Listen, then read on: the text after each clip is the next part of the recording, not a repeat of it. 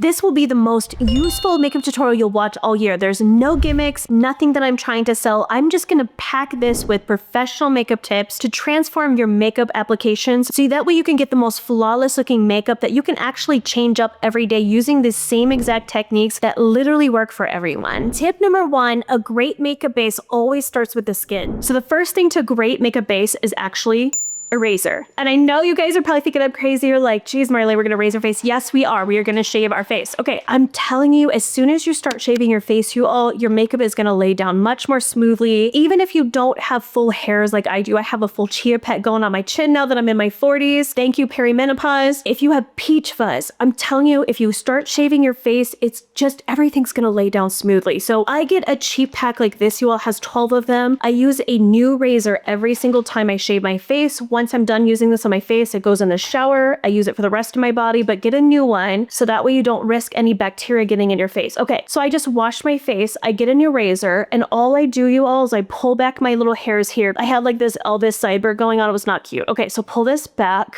and I start here on my face, and I just come downwards like this because I want to make sure that I get everything on the side of my face. And I make sure I come down along the jawline. Then I flip it upside down, and I start getting under here, which I know you think I'm crazy. You're like, okay, is anyone gonna see that? Yes, they are. If you go outside, you put makeup on under here, trust me. I've had some chinny chin hairs that I've gotten. And then I take a razor and I do my little stash here, like this. And then I do the other side. So that's just my technique, you all. But I always wanna go down, so I'm not going against the grain of the hairs. I wanna go with the hair. Look at that. Gross, huh? All that peach fuzz is now getting in my makeup.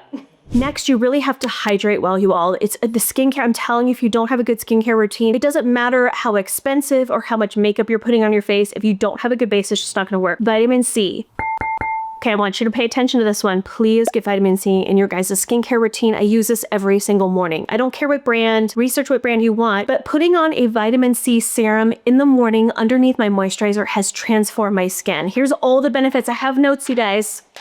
So vitamin C does all these things. It boosts collagen, hyperpigmentation, it brightens the complexion, fights free radicals, boosts hydration, protects against UV damage, repairs damaged skin, acne, gives antioxidant protection, it evens the skin tone, it helps reduce redness, and it improves skin texture. You guys, that's a powerhouse of an ingredient. So that's what I'm saying. Please get a vitamin C serum in your skincare routine. It's really gonna help your skin stay vibrant, hydrated. Your makeup's gonna look a lot more flawless on top. After I do that, I started incorporating essences. So if you don't have essences, you all, they're phenomenal. I love this one by Haru Haru. Essences will give you a light hydration. Let me show you the texture of this on camera. Do you see how light that is? So if you have oily skin and you need a light hydration, an essence is a great option. But for me, I have dry skin. So I put this down underneath my moisturizer for an extra layer of hydration. As soon as I started doing this, I noticed my foundation started laying a lot more smoothly. It didn't look dry or cakey. If you have dry skin, I really think you should try this. You can also mix the essence with your foundation if you want to thin it out, add an extra layer of moisture. Like, there's so many purposes for this, you all. So if you don't have an essence in your collection, please try it. I really like the Haru Haru one because it's inexpensive. You can get it on Amazon. I'll link to it below if you're interested. This video is not sponsored by them. And then lastly, you're going to put down a good hydrating moisturizer. I have a couple that I really like. I like the Phyto Concentrate Cream from Haru Haru, but I also like, for a little bit thicker moisturizer, if you have dry skin, is the D'Alba one. This is their White Truffle Double Serum and Cream. Look how cool this packaging is, you guys. This isn't sponsored by them either. I just really like their products. Okay, so when you open it up, look, it has a little scooper in here, but look how cool this is, you all. It's a double packaging. Look, it has a serum and a moisturizer in one, so you can mix them together. You can use one or the other. You can layer them. It's great for dry skin. So I love that one a lot. But the key is, you all, is just make sure your skin is super hydrated. You almost want it to be like a touch shiny versus dry looking, because you can always mattify it down, but it's always hard to add moisture once you put your makeup on. Tip number 2 is you have to prep your skin properly. Now, choosing a primer isn't just about slapping a primer all over your face and then calling it a day. You really want to sit down and look in the mirror and see, okay, what is going on with my dry skin today, because it can change from day to day, you all. If you have combination skin, you want to use a silicone-based primer. You guys know I love the Lancome La Base Pro one. Any primer that has dimethicone, trimethicone, cyclopentasiloxane, those are all silicone-based primers. A lot of primers on the market are. That's going to create a barrier between your skin and the foundation, just giving you a really smooth canvas. But if you have combination skin like me right now, you can see I have parts of my face that are a bit shiny in the T-zone, but then the rest of my face can be a little bit dry. So we're going to customize the primer based on what I need. So in the T-zone here, I'm either going to use a matte primer, like this is the L'Oreal matte primer. Any sort of matte primer will do. Or if you're really oily, you can take some loose powder and put that down. So let me show you what happens. I have no makeup on, you guys. Take some loose powder and a sponge, pick up a little bit of that, and I'm going to tap it just on my oily spots. Do you see how that's mattifying the skin? You're going to do this underneath the foundation so that your oil doesn't break through. But you want to set this down to keep that oil from breaking your foundation throughout the day. I'm going to put a little powder on my eyelids too, because I'm getting a little oily there, and that's going to help my eyeshadow last longer. You'll see how my face already looks better. I didn't even put any foundation or concealer down yet. That's just with priming it. Do you see how my face is super even? Now, if you have dry skin, you're going to want to add oil in spots. So if I was really dry in here, I'd add a little bit of facial oil, let it sit for a second, and then put my foundation on. So don't skip this step, you guys. Take 30 seconds, evaluate your skin, see where it's shiny, see where it's dry, adjust the primer to accommodate that, and then put your foundation on top. Tip number 3, don't just slap on your foundation. You have to match the foundation with the correct tool to get the results that you want. I've talked about this step so many times, you guys, but I'm going to touch on it really quickly. Okay, viscosity matters. I have 2 foundations here. I have a thin viscosity one that is dripping down the hand. I have a thick one that's just staying put. Thin viscosity formulas are going to be applied with a buffing brush. It just works with that thin viscosity, really getting it into the skin. But if you have a thicker viscosity one like this one, if you try applying it with a brush, it's going to stick to it. It's going to grab to the skin. It's going to get patchy, and it's going to get really thick and cakey. So you want to use a sponge. Sponge for thick viscosity, buffing brush for thin. I like to pick up the foundation on my buffing brush like this, the Inisa Pinnacle Foundation brush. And let me show you how smooth of a finish you're going to get just by buffing it in. Do you see how I'm sweeping this all over the skin? And because I'm able to really buff it in and work it into the skin, it just gives me a flawless finish. I can't achieve this. If I try applying a thin formula with a sponge, it's going to soak up all that formula. Look how beautiful that is, guys. Look,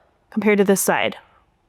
Right? Tip number 4 is don't be afraid to customize your foundation to get a different finish, a different texture, a different color. Always have at least a couple foundations on hand that you can custom mix to get exactly what you want. Please don't be afraid to mix your foundations, you guys. I really recommend having at least 2, sometimes 3 foundations in your collection. I really like using a dewy foundation all over the face. If you have dry to combination skin, if you have oily skin, I would say use a matte one. But in the center of my face, because it is oily, I'm going to switch to a matte foundation and a sponge because it's a thick viscosity, and this is where I'm going to put my second layer. So I always mix foundations. If I don't mix them together, I layer them on top of each other to give me that effect. So let me show you all what happens, because I need a little coverage in here too. I've got redness and pores, and then I've got my dark circles. So instead of me using a concealer, I actually use a matte foundation. This one is the Faux Era one, you guys, on Amazon. It's $9. It's the best foundation I've used at that price point in my entire lifetime. It's great. Okay, so I'm taking the sponge and I'm stippling it here under the eyes. Do you see how I'm using this as a concealer? I didn't put any concealer down at all. I'm not even going to use concealer. You don't need it if you have a good foundation, but look at how smooth that coverage is. Do you see how it's now mattified? Now, because I'm using a matte foundation in the T-zone and it dries down super matte here, I don't have to use as much powder. So now I'm not going to look so thick and cakey. Powder is the #1 thing that's going to give you that really cakey, thick appearance. So I try to use the least amount of powder possible in real life, just because I want my face to look like skin, not a bunch of caked up foundation on top. Now, the other thing that you want to do in the center of your face is to use a lighter color. This foundation I have is just slightly layered. I don't know if you guys can see than the rest of my face. So do you see how it's mattifying and it's brightening? So lighter color in the center of your face, a little bit darker color all over, and that's going to add some dimension back in your face versus having it flat and all one color. It just doesn't look natural if there's not a little bit of depth and dimension. Tip number 5, apply powder sparingly. This is the #1 way to get that cakey face. It doesn't look natural if you use too much powder. I'm going to say something controversial. You don't actually need powder. You don't need powder, you guys. You don't. If you have dry to combination skin, you don't. If you have oily skin, I would say yes, you do. But I like to apply it only on the parts where I'm going to get just a little bit oily. You can see how I'm getting shiny here and a little bit right here, and that is it. I am not going to bake. I'm not going to apply anything out here because I like this dewy effect. Do you see how it's giving me a natural dewy glow to the skin, but I don't want to look greasy. So I'm going to take a loose powder. This is the old Givenchy formula, the loose one. I haven't tried the pressed one yet, so I'll let you guys know if it's good. Okay, so take that sponge and the least amount of powder possible. Do you see how I have just a little bit on there? And I just do this. And I'm going to set under the eyes just because I don't want it to crease.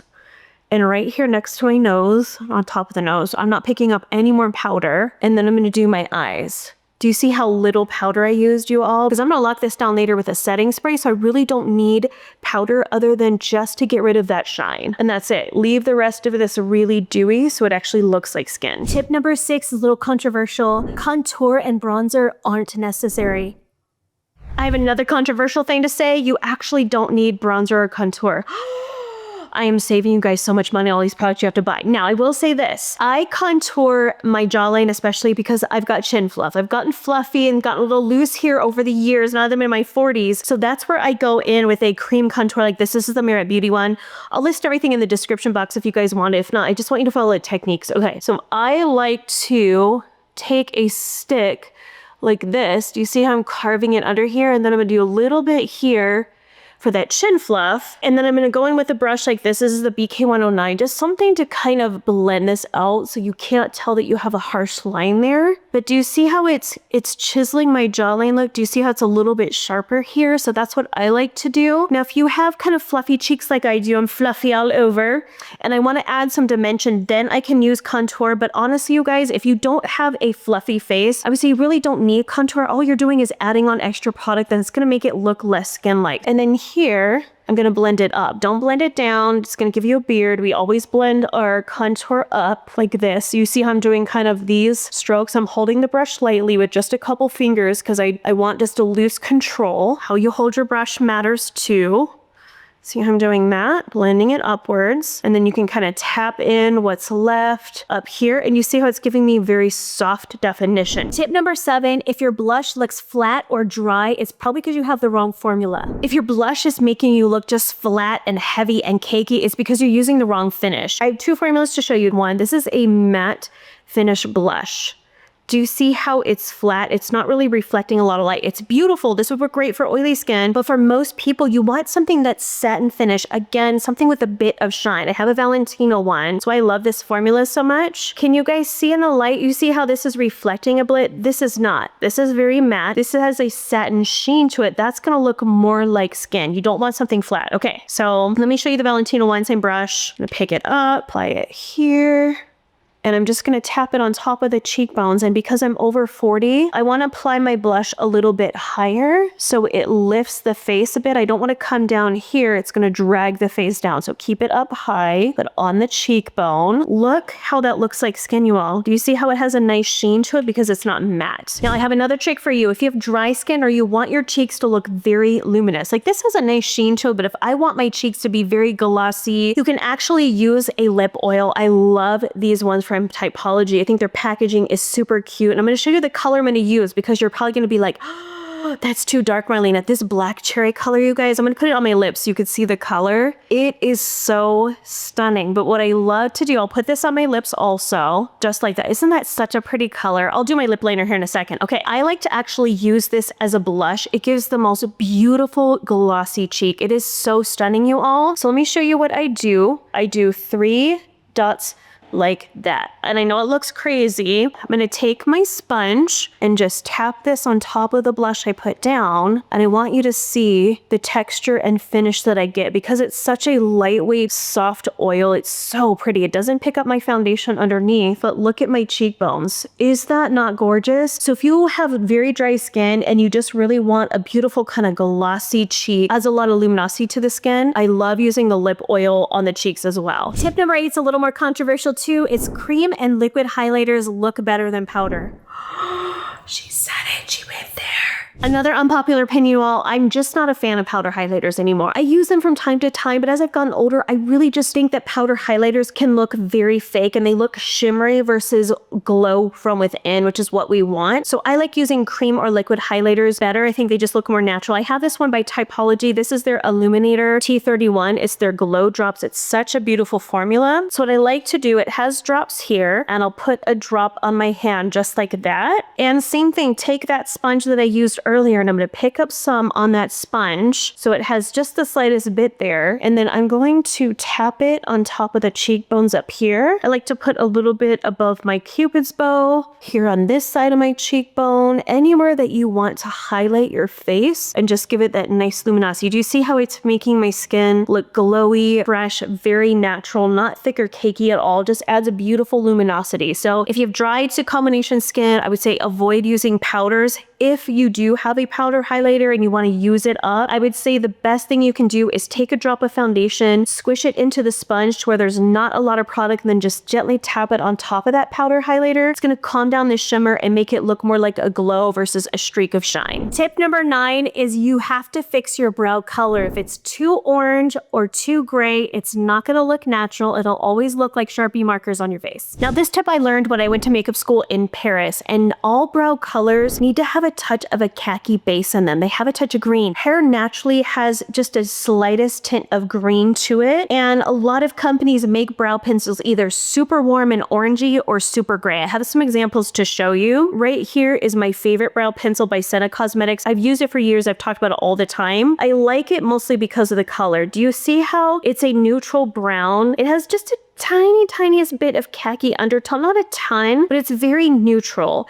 This is a Victoria Beckham one. Do you see how this is very gray? And then I have a Bobbi Brown one, which is pretty gray as well. These can come across almost dingy looking. And then most brow pencils, like by Anastasia Beverly Hills, NYX Cosmetics, they usually lean too warm and you get like an orangey brown color. You really want to look for something like this in varying shades of light to dark in a neutral brown with just the tiniest bit of khaki undertone to it. It's really hard, you guys. If you have blonde hair, you want to choose a taupey light brown. If you have medium to dark brown hair, you're going to want to go for something like this, a dark brown. And then if you have dark hair and darker skin, then you need something a little bit darker. It's kind of like this, but it needs more warmth, because with deeper skin tones, you have a lot of yellow and red naturally in your pigmentation. So then going for a little bit warmer of a deep brown color could work for you. But if you have lighter skin and dark hair, a warm brown color is just it's going to come across straight up orange on your skin. So choose the right tone. I'll put visuals here on the screen so you guys can see that, but your brow color is going to be everything. Tip number 10 is don't chase every trend when it comes to your eyeshadow. Find a technique that works for your eyes, stick with it, and just mix up the colors. Okay, I'm going to show you the most classic eye technique. Switch up the colors or the finishes of the eyeshadow, and it looks like a different look every day by using the exact same technique. This is so easy, you guys. Okay, take an eyeliner or a cream shadow stick and a deeper color. I'm going to use a dark brown. You can use a black. I'm going to take a tiny brush like this, and what I'm going to do, and I'm going to smudge this along the upper lash line, stopping at the halfway point. I'm not going to come all the way in because that can close off your eyes, especially if you have hooded eyes. I want to drag the shape out a little bit like this to elongate the eyes, but also darken that lash line. If you have blue eyes, I want you to use a dark brown. If you have deep skin and dark hair, I want you to use a black one. If you have medium caramel skin with brown eyes, I want you to use a deep purple, deep navy, or even a gray. Okay, now we're going to choose any eyeshadow color that is just slightly lighter than the eyeliner we put down, and a dome brush like this. This is the Gabby Rose Pro 11 brush. It's freaking phenomenal brush. I love this brush so much. I just have this MAC palette that I picked up, so I'm going to go in with kind of a plummy shade like this. We're going to set this on top of that eyeliner just to deepen it a little bit, and then we're going to start smudging it just slightly up just to smoke it out a little bit and set that cream eyeliner. Don't worry if it's not perfect. We have one more step. This is where you can have fun and choose all sorts of different colors. It can be purple, it can be navy, it can be gray, whatever color you want. Focus on the technique. Do you see how that darkened my lash line? Now we're going to go a couple shades lighter in any tone. I'm going to go in with this kind of warmish brown color. You can do a taupe, you can do a brown, anything that's a few shades lighter than what we put down. And this is going to go just slightly above that and a little bit here on the outer corner of the eye just to add some some dimension, and that's it. So it's like I'm building 3 layers. I'm going dark, medium, medium. Look how pretty that looks, you guys, and it's just so simple and elegant. And then this last step is only for those who have a lot of lid space. I have a lot of lid space going in here, so I need to add some dimension. If you don't have that, you need to skip the step. Now I'm gonna go in with something like this that's just a couple shades darker than my skin tone, and a soft dome brush like this. This is the Rephr 01 brushes. Rephr makes incredible brushes, you all. So beautiful. So I'm gonna pick up some of that, and I'm just gonna put this here in the crease, honestly, just to add dimension so it doesn't look so flat in one color right here. That's it. If you have kind of puffy eyes under here, I like to smoke a little bit of this shadow right here, that brown we just did, underneath. I want to show you what it does. Actually make your eyes look bigger. A lot of people think, oh, if I put shadow under my lower lash line, it makes my eyes look smaller. No, it adds a bit of dimension and makes your eyes pop a little bit more. And I'm using that same Gabby Ross Pro 11 brush that I love. It's just a nice soft pencil brush. Do you see it's just making my lashes look thicker and it's defining the eyes, but it's not dark and heavy. Don't go with the color, do dark. Tip number 11 is an easy one. Curling lashes is an absolute must. Don't skip it. There's no excuse.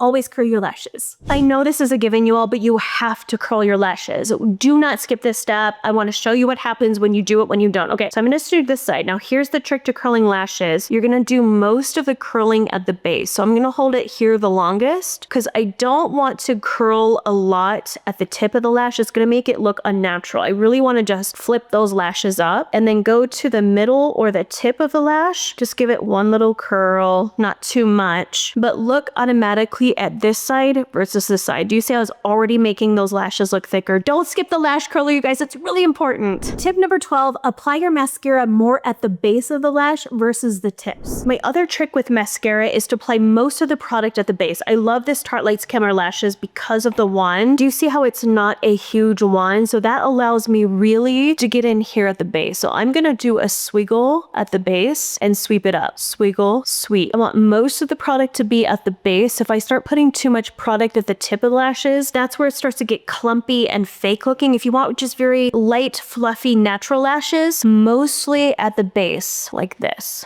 and just swiggle it and sweep. And then you can take what's left on the brush, which isn't much, then you can start to comb them out and separate the rest of the lashes. But the first dip into that wand only at the base. If you feel like you need it, you can dip it back in and do a second coat, but same technique. Swiggle at the base, sweep, swiggle, sweep, swiggle, sweep. I really love applying some trio lashes like this. This is the Ardell Winks. I want to show you my technique that looks very natural. Whenever I wear these, people just think I have thick lashes. They can't tell that I'm wearing anything. So I'm going to take the 14 millimeter, which is the longest one. I'm just going to drop one underneath the lash line right here. It comes with these really cool tweezers. I just put it on and then press it. Then I'm going to do a 12 millimeter, which is the medium length, and put that right next to it, right here in the center. Just set it on, turn the tweezers around, press it.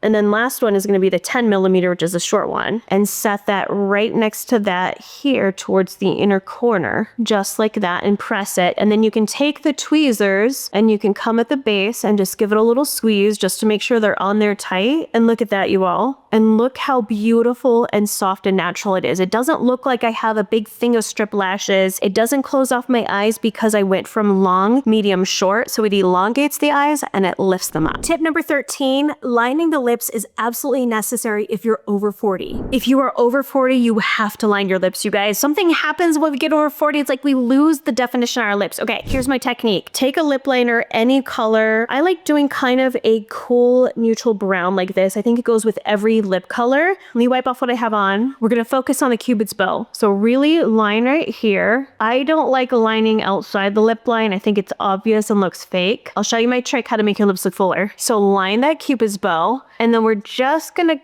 feather it out slightly like that. I didn't come all the way down. I want the most of the liner to be on that Cupid's bow. And then for the bottom, I'm gonna focus in the center right here, like that. Do you see how it gives me kind of a pouty appearance? It's almost making my lips look taller and fuller. One other trick is if you feel like your lip liner or your lipstick is bleeding outside the lip lines, you can take a little bit of powder on a triangle shaped brush just on the tip right here. You can kind of dab outside the lip line right here. Same thing here. Get really close to that lip line. That's gonna help it from bleeding. And then my last trick is for those of us who have lines on our lips. If you're over 40 and you feel like you're starting to get those lines here, you can take a face primer actually. This is the Maybelline Blur Stick. It's a mattifying one. You can apply this on the lip first, kind of blend it out. What it's gonna do, it's gonna smooth out those lines a little bit and help your lipstick or lip gloss on top look more smooth and full. And then lastly, to get those fuller lips, you've got to wear lip gloss. It's non-negotiable. I don't care what the trends are, you guys. I don't follow trends. I follow what works for me. And if you are over 40 or if you just have smaller lips and you want them to look fuller, nothing plumps them up more like a good lip gloss. So I'm just gonna put some gloss down. Let me show you the difference. So here's my lips without, and then here's my lips with lip gloss. Let me show you. And I put that primer down underneath as well to smooth out my lip lines. You can't tell me that my lips don't look double in size. Every time I do this, people are like, hey, you got lip filler. I'm like, no, it's gloss. It's gloss. Look at that. So pretty. Tip number 15, to make your makeup last all day and not oxidize, you have to lock it down with a setting spray. Okay, then lastly, you have to lock down your makeup with a good setting spray, you guys. Look for one that has denatured alcohol in it. There's a lot of setting sprays out there, like there's MAC Fix Plus, there's One Size Beauty, there's so many setting sprays. This one, the MAC Fix Plus, technically isn't a setting spray. That we want something that's gonna lock down the makeup. So I really like the One Size Beauty one. This is going to make your makeup last. It's gonna keep your foundation from oxidizing, and it's gonna allow you to use less powder. Do you see how little powder I used on my face, you all? That's because I knew I was gonna lock it down with a setting spray, so I don't have to worry about this breaking apart, looking thick or cakey. Okay, let me get in close to the camera so you all can see. That's a really beautiful, chic, everyday look, and it was so simple, doing very, very easy techniques. You can do these same techniques, change out the color of the shadow and liner, change out maybe the color lip that you're doing. You can do so many different variations using this exact same technique and just switching up the colors. You have a different look for every day, and it looks flattering on everyone. I'm telling you, trust me, try this technique. It will change your life. Hello. Are you here to help me film? Yes. You and Daddy? Yes. Hi, Daddy. Subscribe to my channel. Thanks for watching. I'm grateful for you all. Come back next week for another makeup video.